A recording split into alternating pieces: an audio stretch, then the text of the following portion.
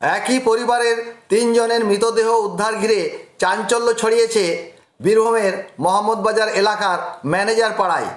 মৃতদের নাম লক্ষ্মী মার্ডি, রূপালী মার্ডি, অভিজিৎ মার্ডি। কি করে হলো জানতে পারলেন? কি করে হলো তা কি করে জানবো আমরা? কি চাইছেন আপনারা এখন? কুকুর আনো তিনিও নিয়ে যাবো।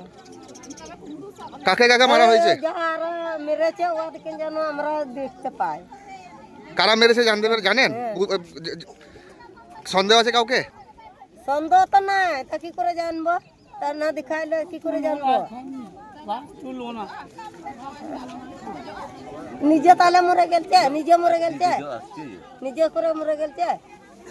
কি চাইছেন আপনারা এখন? এখন কুকুর আনো, কে মেরেছে ওদেরকে দেখবো আমরা। আমরা না হলে ছাড়বো না। কি নাম আপনার? আমার মহারানী। আপনি আপনার কি হয় ওরা? তো আমি বলবো কাকি বুটি ওয়ার। আপনি ওর কাকি? হ্যাঁ, নিজের কাকি।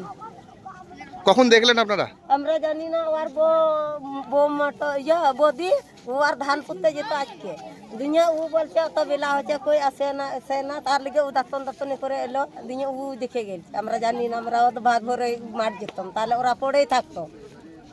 আমাদের তো ভিতর দিকে বাড়ি, কি করে জানতো? স্থানীয় সূত্রে জানা যায়, মৃত লক্ষ্মী মার্ডির স্বামী লালু মার্ডি দুর্গাপুরে কাজ করেন। তবে কী কারণে এই তিনজনের মৃত্যু হয়েছে সে বিষয়ে তদন্ত শুরু করেছে মোহাম্মদবাজার থানার পুলিশ। এই মৃতদেহ উদ্ধার ঘিরে চাঞ্চল্য ছড়িয়েছে ম্যানেজার পাড়া এলাকায়।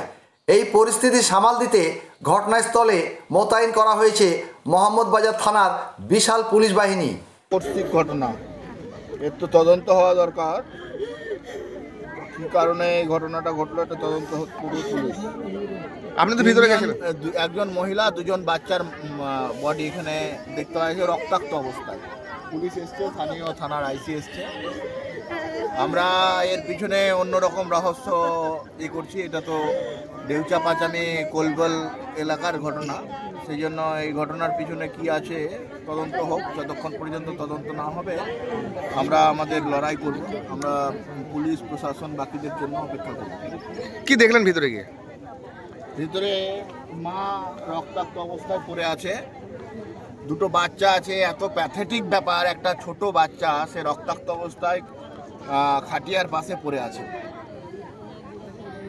এই প্যাথেটিক ব্যাপার। এ স্বর্গরাজ্য দুষ্কৃতীদের স্বর্গরাজ্য। মা বোনেদের নিরাপত্তা না ছিলই না, এখন দেখছি শিশুরও নিরাপত্তা নাই।